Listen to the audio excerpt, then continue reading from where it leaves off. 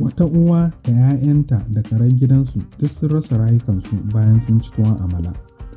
Al'ummar garin Odo Ayedun da ke yankin Ikole a jihar Ekiti sun tsinci kansu cikin halin juyayi sakamakon mutuwar wata uwa da 'ya'yanta bayan sun ci tuwon amala wacce ake sarrafawa daga fulawar garin rogo.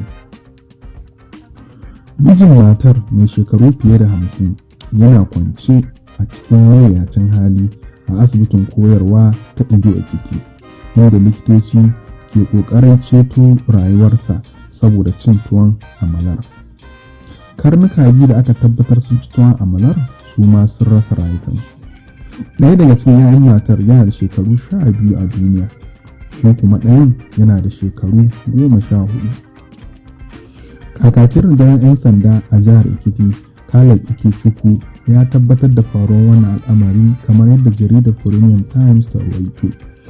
Ya ce rundunar 'yan sanda za ta haɗa hannu da sauran hukumomi domin binciko musabbabin mutuwar mutanen. Ade Aribasoye, mai wakiltar mazaɓar Ikole a Majalisar Dokokin Jihar Ekiti, ya buƙaci a gaggauta gudanar da bincike a kan lamarin yayin da ya gabatar da batun a zauren Majalisar Dokoki ranar Alhamis. Ya ce marigayya ce ta sarrafa tuwon amalar kuma ta raba ta baiwa kowa nasa a matsayin abincin dare. Kazalika, Mr. Aribasoye ya koka akan halin yasu da asibitin garin Ode Ayedun ke ciki, lamarin da ya ce ya jawo asibitin ya gaza bayar da agajin gaggawa domin ceto da rayuwar mutanen da ibtila'in ya faɗa mawa.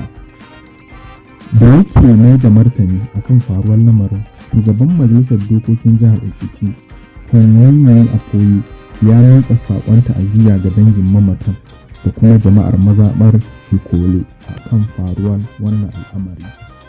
Shugaban majalisar ya umarci kwamitin harkokin lafiya da ya fara gudanar bincike akan abin da ya faru.